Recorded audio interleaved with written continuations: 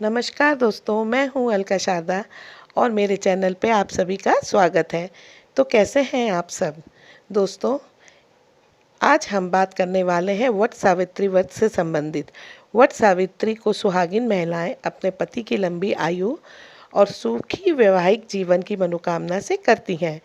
इस व्रत को करने से सुख समृद्धि और संपूर्ण सौभाग्य की प्राप्ति होती है। तो आज हम बात करेंगे 2021 में वट सावित्री व्रत किस दिन किया जाएगा, उसकी तिथि क्या होगी और मुहूर्त क्या होगा। वट सावित्री व्रत में किन किन सामग्रियों की आपको आवश्यकता होगी, क्योंकि इस व्रत में सामग्रियों का विशेष महत्व होता है। तो चलिए शुरू करते हैं। हिंदू पंचांग के अनुसार हर साल ये व्रत ज्येष्ठ मास के कृष्ण पक्ष की अमावस्या तिथि के दिन रखा जाता है। वट सावित्री का व्रत अखंड सौभाग्य की कामना और संतान प्राप्ति की दृष्टि से बहुत ही शुभ फलदायी माना जाता है। साल 2021 वट सावित्री का व्रत इस बार 10 जून को रखा जाएगा।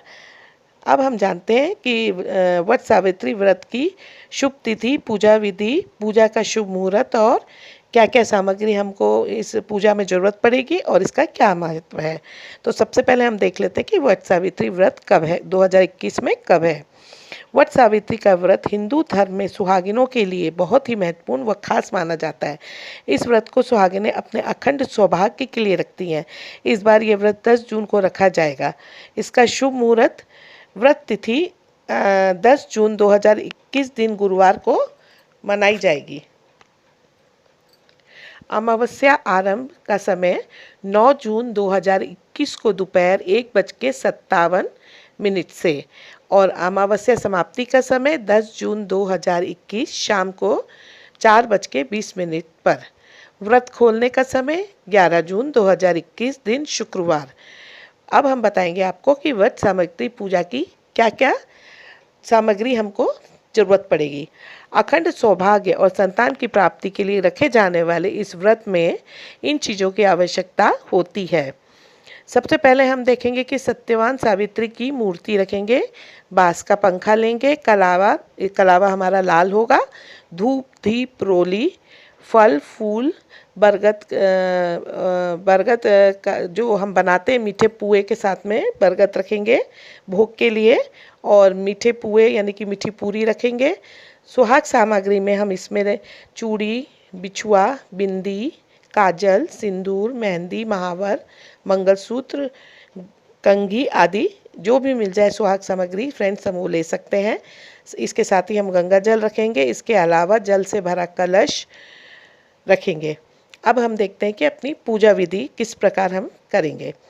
इस दिन प्रातःकाल में उठकर स्नान आदि से निवृत्त होकर व्रत का संकल्प करें और इसके साथ बांस की डलिया में जो हमारी सामग्री है, सुहाग की सामग्री है, उसको आप रखिए और मंदिर में या जहाँ भी वट का पेड़ हो, और जिस तरह की अभी परिस्थिति चल रही है फ्रेंड्स कि अगर हम बाहर नहीं जा सकते हैं तो एक वट वृक्ष का डंगाल जो होती है जिसमें बरगद लगे हुए हों, 5-7 बरगद हो और कलगी हो, उसमें छोटी छोटी कलगियाँ होती है जिसको हम कली कहते हैं, उसको एक दिन पहले यानी कि 9 तारीख को आप दिन में तुड़वा लीजिए किसी से, और वो डंगाल को आप घर में पूजा स्थान पे या एक कमरे में गमले में लगा के रख सकते हैं और वहाँ पे हम इसकी पूजा कर सकते हैं।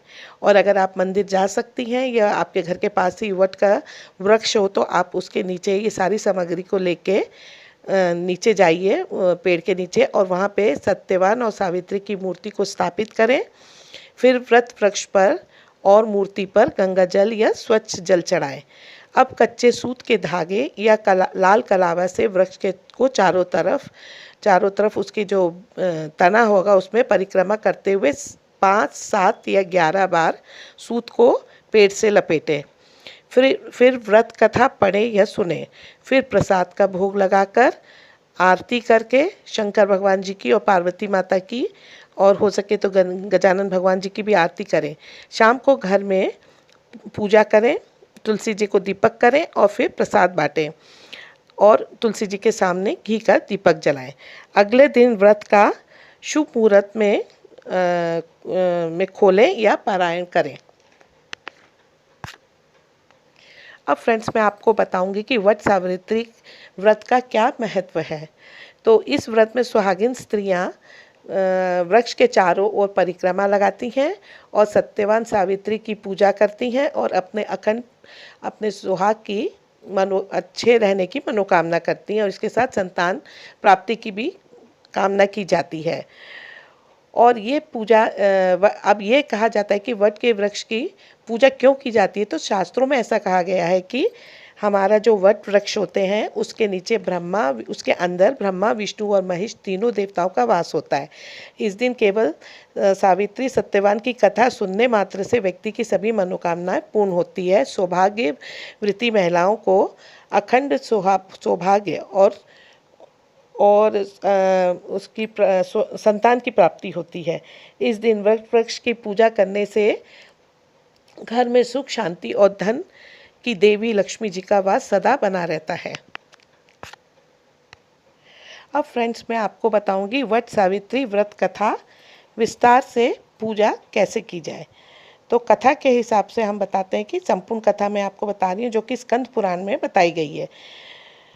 देवताओं के भी देवता, जगत के पति शंकर भगवान प्रभास क्षेत्र में स्थित ब्रह्मा जी की प्रिया जो सावित्री देवी हैं, उनका चरित्र आप मुझसे कहिए, जो उनके व्रत को महात्म हो और उनके संबंध का इतिहास हो, एवं जो स्त्री के पति व्रत को देने वाला, सौभाग्यदायक और महान उदय करने वाला हो।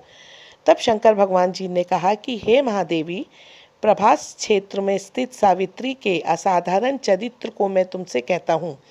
हे महेश्वरी, सावित्री स्थल नामक स्थान में राजकन्या सावित्री ने जिस प्रकार से उत्तम वट सावित्री व्रत का पालन किया। मृत्र देश में एक धर्मात्मा राजा रहता था जो सभी प्राणियों के हित में तत्पर था। उसका नाम अश्वपति था। वो धर्मात्मा, क्षमाशील, सत्यवादी होने के साथ ही साथ राजा जो था वो संतान रहित था। एक समय वो राजा प्रभास क्षेत्र में यात्रा करते हुए पहुंचा और सावित्री स्थल पर आ गया। वहां पर राजा ने अपनी पत्नी के साथ यानी कि अपनी रानी के साथ इस व्रत को किया, जो सावित्री व्रत नाम से प्रसिद्ध सभी प्रकार की मनोकामनाओं को पूर्ण करने वाला है। ओम भूर्भुवः स्वाहा इस मंत्र की साक्षात मूर्ति बनकर स्थित श्री ब्रह्म जी की प्रिया सावित्री देवी उस राजा पर प्रसन्न हुई। कमंडल को धारण करने वाली वो सावित्री देवी दर्शन देने के बाद पुनः अदृश्य हो गई। लेकिन देवी के पुनः अदृश्य हो जाने के कारण उनको देवी के दर्शन के पुण्य से कई दिनों बाद राजा अश्वपति को घर में एक कन्या का जन्म हुआ, जो देवी सावित्री के अंश से ही उत्पन्न हुई थी। देवी सावित्री की प्रसन्नता से प्राप्त तथा सावित्री की पूजा करने के बाद उत्पन्न कन्या का नाम भी सावित्री रखा गया। वो राजकन्या देवी लक्ष्मी के समान शोभित होती हुई बढ़ने लगी और धीरे धीरे सुकोमल अंगों वाली वो कन्या यौवनावस्था को प्राप्त हुई। नगरवासी उस कन्या को देखकर यही समझते थे कि वह कोई देव कन्या है। कमल के समान विशाल नेत्रों वाली एवं तेज से अग्नि के समान प्रज्वलित होती हुई वह सावित्री महर्षि भृंगु द्वारा कहे हुए सावित्री व्रत को करने लगी। लक्ष्मी के समान सुशोभित वह कन्या एक दिन देवी सावित्री की पूजा के बाद पिता के पास में खड़ी हो गई। उस समय पुत्री की युवावस्था को प्राप्त हुई देखकर राजा ने मंत्रियों से सलाह किया। इसके बाद राजा ने सावित्री से कहा, हे पुत्री, तुम्हें योग्य वर को देने का समय आ गया है। मुझसे कोई तुम्हें मांगने के लिए भी नहीं आता और मैं भी विचार करने पर तुम्हारी आत्मा के अनुरूप वर को नहीं पा रहा हूँ। अतः हे पुत्री, देवताओं के निकट में जिस तरह से निंदनीय न हूँ वैसा तुम करो। इसलिए हे पुत्री, मैं तुमको भेज रहा हूँ कि तुम स्वयं ही अपने योग्य वर ढूंढ लो। वृद्ध मंत्रियों के साथ शीघ्र जाओ और मेरी बात को मानो। इसके बाद जैसा कहते हैं वैसा ही होगा। ऐसा कहकर सावित्री घर से निकलकर राज ऋषियों के साथ तपोवन की ओर चल पड़ी और वहां पहुंचकर मानवीय वृद्धजनों को प्रणाम करके सभी तीर्थों और आश्रमों में जाकर पुनः मंत्रियों के साथ सावित्री अपने महल को लौट आई। यहाँ सावित्री ने पिताजी के साथ देव ऋषि नारद जी को बैठे हुए देखा। आसन पर बैठे हुए नारद जी को प्रणाम करके मुस्कुराती हुई जिस कार्य के लिए वन में गई थी सारी बात कहने लगी। सावित्री बोली, हे नारद जी, शाल्व देश में धर्मात्मा युमितसेन नाम से विख्यात एक क्षत्रिय राजा है जो देवयोग से नेत्रहीन हो गए हैं। रुक्मी नामक उनके एक सामंत ने उनसे राजपाट छीन लिया है और वो अपने पुत्र और पत्नी के साथ वन में रह रहे हैं। उनका पुत्र सत्यवादी और धर्मात्मा है, उसे ही मैंने मन से पति के रूप में वरण किया है। नारद जी सावित्री के वचनों को सुनकर बोल पड़े, हे राजन, सावित्री ने ये बड़ा कष्टप्रद कार्य कर डाला। बाल बुद्धि होने से इसने केवल गुणवान समझकर सत्यवान को वरण कर लिया। सत्यवान मिट्टी के घोड़े बनाता है और घोड़े का चित्र भी बनाता है, इससे उसे चित्रा भी कहते हैं। सत्यवान दान और गुण में रंती देव के शिष्य के समान है, ब्राह्मणों की रक्षा करने वाला और सत्यवादी है। राजा ययाति के समान उदार, चंद्रमा के समान प्रिय लगने वाला, रूप में दूसरे अश्विनी कुमार के समान और धूम्त सेन के समान बलवान है। लेकिन उसमें केवल एक दोष है, दूसरा कोई नहीं कि सत्यवान आज से ठीक 1 वर्ष पर क्षीणायु हो जाने से देह त्याग कर देगा। इस प्रकार नारद जी की बात सुनकर राजकन्या सावित्री ने राजा से कहा, राजा, लोग किसी से एक बार कोई बात कहते हैं, ब्रह्मा बेटा एक ही बार कहते हैं और एक ही बार कन्या दी जाती है। ये तीनों कर्म एक ही बार किए जाते हैं, बार बार नहीं। दीर्घायु हो या अल्पायु हो, गुणवान हो अथवा निर्गुण, वर को एक ही बार वरण कर लिया, अब दूसरे वर को वरण नहीं करूंगी।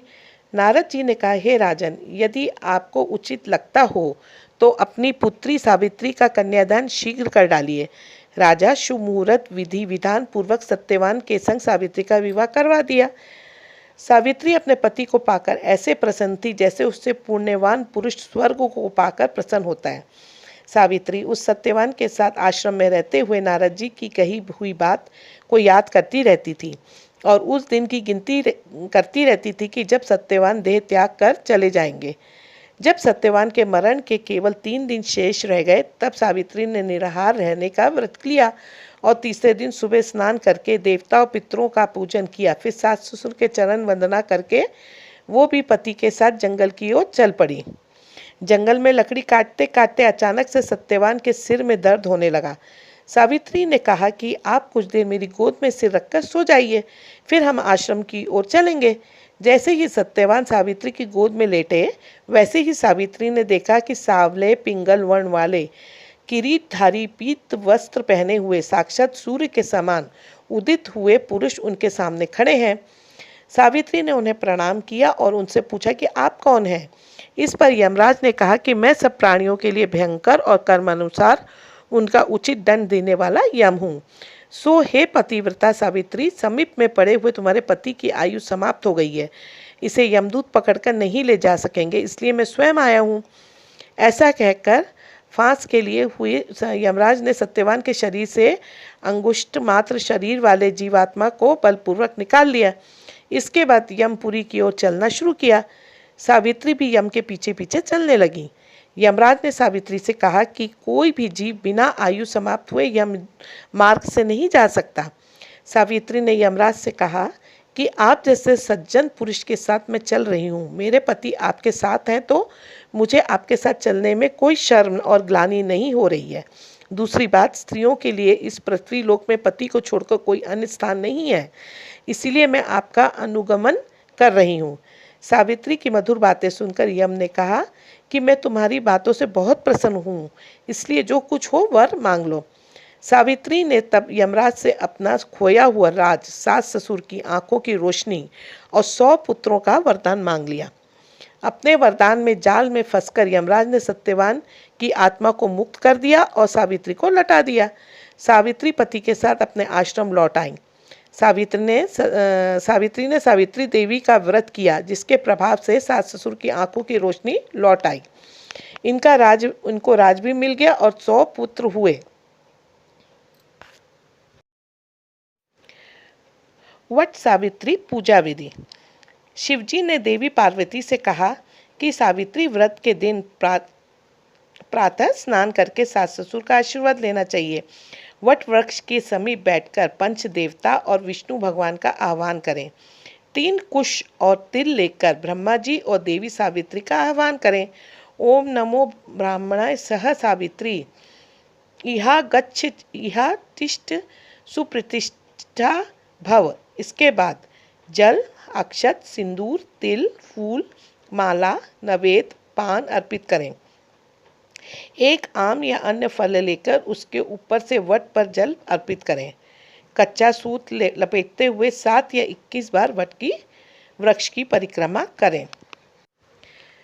फ्रेंड्स, इस बात का ध्यान रखें कि कथा को सुनते समय इस नियम का ध्यान रखें कि हाथ में जो भीगे हुए चने हैं उनके कुछ दाने लेकर आप सावित्री और सत्यवान की कथा सुने।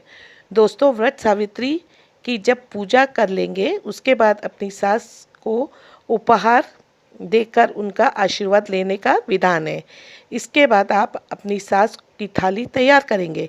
इसमें उनके लिए कपड़े, सुहाग सामग्री, मिठाई, फल जो भी आप देना चाहते हैं उनके साथ कुछ भीगे हुए चने रखकर अपनी सास को भेंट दें और उनका आशीर्वाद लें। आपके सुखी सफल दाम्पत्य जीवन के लिए, आपके पति की दीर्घ आयु के लिए, उनकी उन्नति और तरक्की के लिए। इसके बाद जब दूसरे दिन आप व्रत खोलेंगे तब आपको ये ध्यान रखना है कि सत्यवान सावित्री पूजा में वट वृक्ष की कोमल अर्थात जो कोपल होती है यानी कि जो कोमल पत्तियां होती हैं ना, उसे आप ज़रूर अपने पास रखें और उसी को खाकर आपको ये व्रत खोलना है। तो ये सभी ज़रूरी जानकारियां हैं दोस्तों जो कि आपको ध्यान में रखनी है। वट सावित्री के दिन कुछ उपाय होते हैं जो सुहागिन महिलाओं को ज़रूर कर लेने चाहिए। इनमें से कुछ सरल उपाय है कि वट वृक्ष वाले दिन सुहागिन स्त्रियों को, किसी भी निर्धन सुहागिन महिला को सुहाग की सामग्री जरूर देनी चाहिए, क्योंकि ऐसा कहा गया है कि जितना आप सुहाग की सामग्री देंगे उतना ही आपके सुहाग की लंबी आयु होगी, आपके पति की तरक्की होगी और उनकी उन्नति होगी। तो पूजा करने के बाद दोस्तों किसी गरीब सुहागिन महिला को सुहाग सामग्री जरूर दें। ये बहुत ही अचूक उपाय है फ्रेंड्स, इसको आप ज़रूर अपने करिएगा और इससे आपके जीवन सफल हो जाएगा। हमारे वैवाहिक जीवन में कभी भी कुछ दिक्कतें नहीं आएंगी। उम्मीद करती हूँ कि ये वीडियो में दी गई समस्त जानकारियाँ आपके लिए उपयोगी साबित होगी। वीडियो अगर पसंद आए तो लाइक कीजिए और आगे ज़्यादा से ज़्यादा लोगों तक शेयर कीजिए ताकि उन लोगों तक भी ये जानकारी पहुंच सके।